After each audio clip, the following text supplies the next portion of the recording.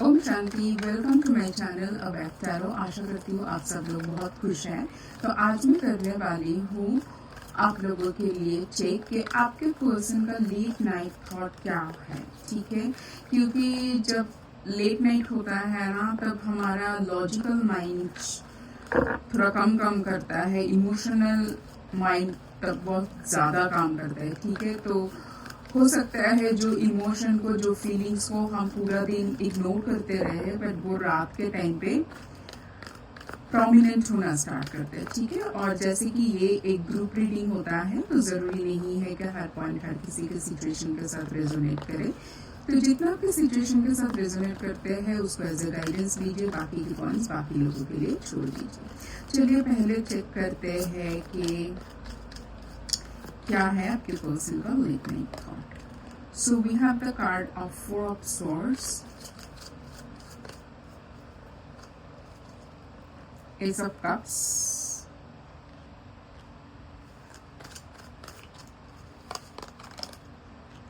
Page of Wands,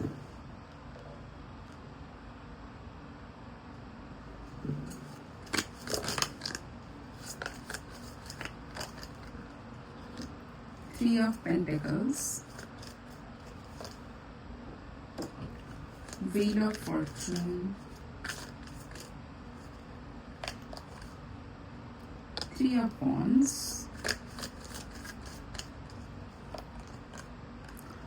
Four of Pentacles, and the bottom of the deck is Five of Swords. ठीक है, okay.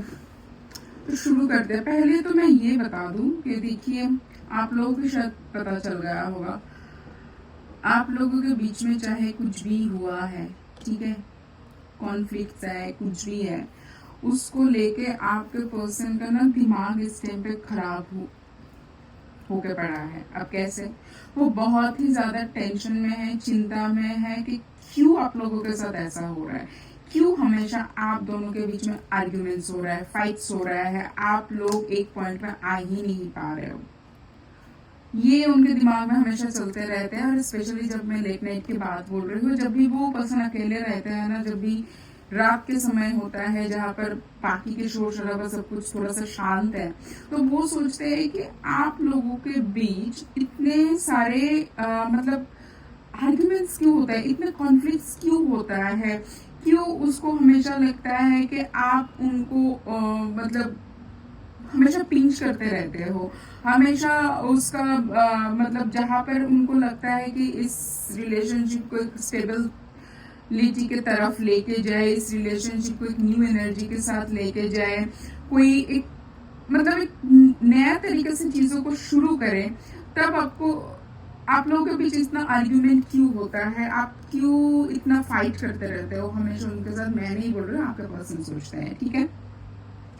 उनको लगता है कि भाई ऐसा क्या हो गया है कि हम दोनों के बीच के हमेशा ऐसे चलते रहते हैं। उनको ऐसा हो सकता है कि आप दोनों के अंदर ना बहुत इस टाइम पे डिस्टेंस आ गया है, ठीक है। हो सकता है ये फिजिकल डिस्टेंस हो सकता है, इमोशनल डिस्टेंस हो सकता है। मुझे ऐसा लग रहा है कि आप दोनों के बीच ना इस टाइम पे बहुत ज्यादा, मैं बार बार एम्फेसाइज कर रही हूँ वर्ड को, बहुत ज्यादा डिस्टेंस आ चुका है, जहां पर अगर चीज को आप दोनों मिलकर नए तरीके से शुरू करने के भी सोच रहे हो ना, बट डिस्टेंस इस टाइम पे इतना है कि आपके पर्सन को समझ नहीं आ रहा कहाँ से शुरू करें, ठीक है।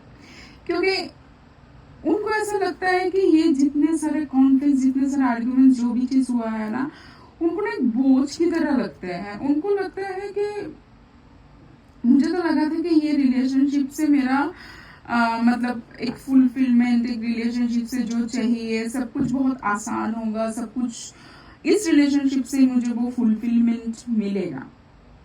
बट उनको लगता है कि बट चीजें ऐसा हो रहा है कि दिन प्रतिदिन बहुत हार्ड होते जा रहा है। आप लोग मतलब, और ये जो सिचुएशन है ना, मैं ऐसा नहीं बोलूंगी कि आपके पर्सन अकेले ही डील कर रहा है। मुझे ऐसा लग रहा है वो अपने घर वालों से भी बात करते हैं। उनके लाइफ में कोई ऐसे तो फीमेल मेंबर होंगे, हो सकता है उनका कोई अच्छा दोस्त, उनके मम्मी या तो सिबलिंग्स हो सकते हैं, उनके कोई सिस्टर्स, कोई भी हो सकते हैं जिनके साथ वो बात करते हैं, समझने की कोशिश करते हैं, चीज़ों को हैंडल करने की कोशिश करते हैं कि जो भी आप लोगों के बीच चल रहा है ना वो उनको बिल्कुल भी अच्छा नहीं लग रहा है, ठीक है, वो उनको बिल्कुल भी अच्छा नहीं लग रहा है। जो भी सिचुएशन आप लोगों के बीच होके बना है, बहुत बहुत ज़्यादा कॉन्फ्लिक्ट, एंड मुझे ऐसा लग रहा है आपने कुछ उनको ऐसा बोल दिया, उन्होंने आपको कुछ ऐसा बोल दिया। बहुत सारे ऐसा, मतलब खाली सोच में कॉन्फ्लिक्ट नहीं है, मतलब कुछ तो ऐसे ऐसे बात हुआ है जो बिल्कुल उनको अच्छा नहीं लग रहा है। द एम्प्रेस,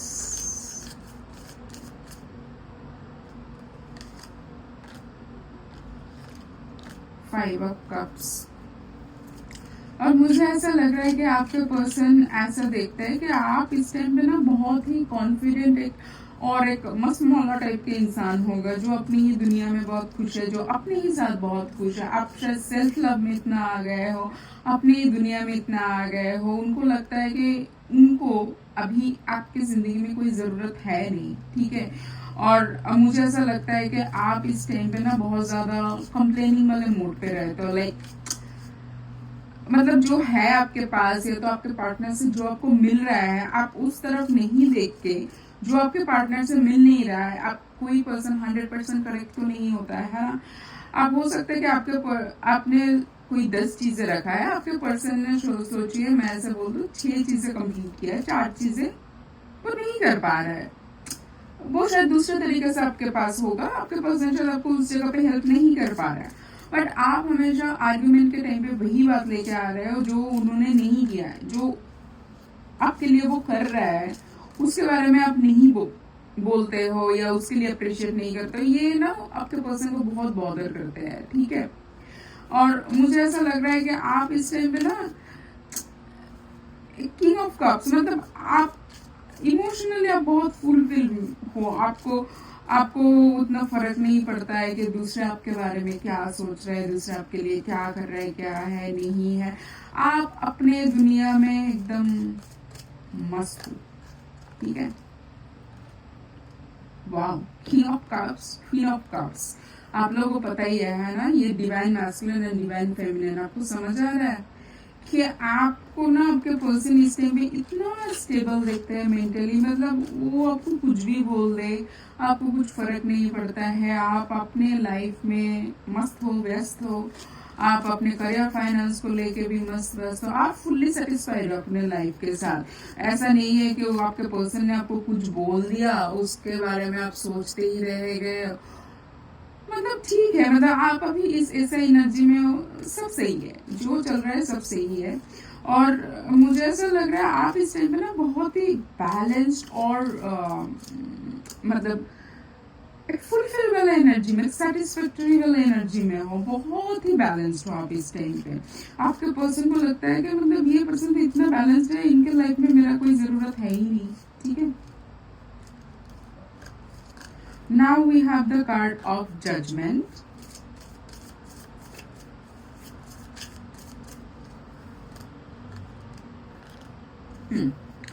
तो मुझे ऐसा लग रहा है कि आपके पर्सन ना, मतलब इतने सारे कॉन्फ्लिक्ट आर्गुमेंट होने के बावजूद भी उनको लगता है कि आप हो एक पर्सन जिसके साथ वो अपना फ्यूचर देखना चाहते हैं, जिसके साथ वो अपना फैमिली बनाना चाहता है, जिसके साथ वो अपने लाइफ के हर खुशी, हर वो अच्छा मोमेंट, वो सब कुछ बिताना चाहते हैं, ठीक है। बट आपका ये जो एनर्जी है उसको ना तो आप वो मैनिपुलेट कर सकते हैं, ना तो उनके कोई बात से आपको वो पटा सकते हैं, मतलब आपके लाइफ में क्लैरिटी, आपका इमोशनल बैलेंस, आपके लाइफ को लेकर आपका सोचने का तरीका, आपका कॉन्फिडेंस, ये देख के ना आपके पर्सन हैरान हो जाता है, ठीक है। उनको लगता है कि आपके लाइफ में अभी बैलेंस भी है, आप और आपको ना वो बहुत ही मतलब स्पिरिचुअली अलाइन भी देखते हैं, और मेटेरियलिस्टिक लाइफ में भी आप बहुत ज़्यादा बैलेंस्ड हो। बट आपका जो ये मतलब ये जो स्टेज है ना, मतलब मुझे कोई फर्क नहीं पड़ता, इट्स ओके। ये जो आपका स्टेज है, आपका स्टेज इस टाइम पे है, इट्स ओके। जो भी चल रहा है इट्स ओके।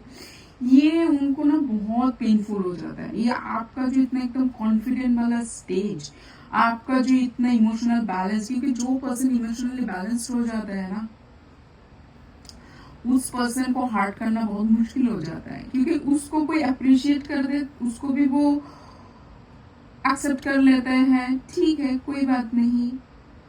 किसी को अच्छा लगा है, ठीक है, किसी को बुरा लगा है, उसको बुरा बात भी बोल दे है, वो लगता है अच्छा चलो कोई बात नहीं, ठीक है। तो ऐसे स्टेज में जो पर्सन चले जाता है ना, उसको ट्रिगर करना, उसको इमोशनली डिसबैलेंस कर देना, ये कोई इजी काम होता नहीं है, ठीक है। और ये आपके पर्सन देख रहे हैं, मतलब आपको तो कुछ जस्ट, आपके लिए अभी कोई कुछ मैटर ही नहीं करते हैं, आप बहुत खुश हो, आप इमोशनली बहुत सेटिस्फाइड हो। आपको देख रहे हैं कितने सारे कप्स का कार्ड आया है, आप ना इस टाइम पे मतलब इमोशनली एकदम बैलेंस पर्सन हो, कॉन्फिडेंस पर्सन हो, ठीक है। मतलब लाइफ में जो भी चल रहा है सब ठीक है, नहीं भी चलता है सब ठीक है। और ये मतलब आपके पर्सन आपको देखते हैं कि ये मतलब आपके पर्सन आपको देखते हैं कि आप बहुत रूड हो, समझ रहे हो। आपके पर्सन आपको देखते हैं कि आप बहुत रूड हो, और आपको लग रहा है चलो सब ठीक है, एटलीस्ट मैं सच्चाई के साथ तो हूँ, एटलीस्ट मैं कॉन्फिडेंटली बात तो कर पा रही हूँ, ठीक है। जो जो सच के साथ होगा मेरे साथ वो ठीक है।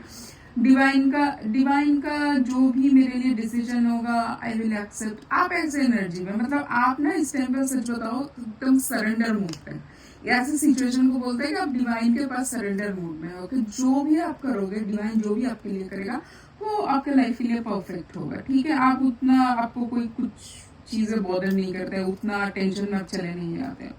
और ये जो सिचुएशन में लोग जब आ जाते हैं, तब उनको ना कोई भी बात ना वो निडर होके बोल पाता है, ठीक है। कोई भी चीज से वो डरते नहीं, वो शांति से अपना बात सामने रख सकता है। अब जरूरी तो नहीं है कि सामने वाला पर्सन भी इतना ही इमोशनली बैलेंस्ड हो, इतने स्ट्रांग हो कि वो उसको एक्सेप्ट कर सकते हैं, क्योंकि देखिए क्रिटिसिज्म एक्सेप्ट करना हमेशा सबके लिए इजी नहीं होता है। कॉन्स्ट्रक्टिव फीडबैक, ये वर्ड सुनने में बड़ा अच्छा लगता है, बट सबके लिए एक्सेप्ट करना इजी नहीं होता है। लोग पॉजिटिव फीडबैक को बहुत अच्छे से ले लेते हैं, नेगेटिव फीडबैक लोग नहीं ले पाते हैं। हो सकता है आपकी जो बात है ना उनको बहुत चुभ जाता है, उनको लगता है आप इतने रूड क्यों हो, ठीक है। ठीक है, तो बेसिकली आपका पर्सन आपको देखता है एक मतलब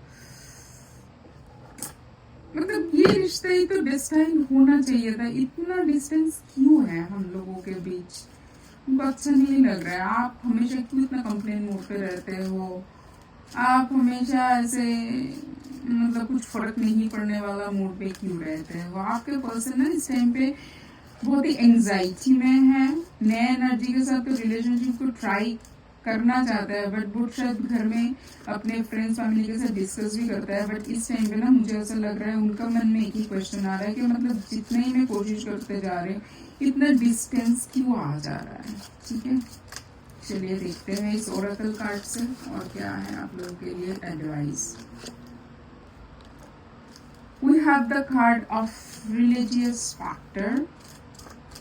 तो देखिए ये होता है कि जैसे कि मैंने बताया, आप लोगों ने अभी कर दिया डिवाइन के पास फुल्ली सरेंडर, कि जो डिवाइन, जो परमात्मा आपके लिए सही समझते हैं वो आपके लाइफ में हो गई, जो आपके लिए डिस्टाइन है वो हो गई, और जो परमात्मा आपके लिए जो डिसीजन ले रहे हैं, जो आपके लिए कर रहे हैं, वो आपके लिए एकदम परफेक्ट है, एकदम सही है। तो आप वो सरेंडर मोड में, आप अगर सामने वाला इंसान सरेंडर मोड में नहीं है तो वहां पर आ जाता है कॉन्फ्लिक्ट। तो आप बेसिकली हो स्पिरिचुअलिटी की तरफ इंक्लाइन, एक होता है खुद को स्पिरिचुअल पर्सन बोलना, एक होता है स्पिरिचुअलिटी को समझना।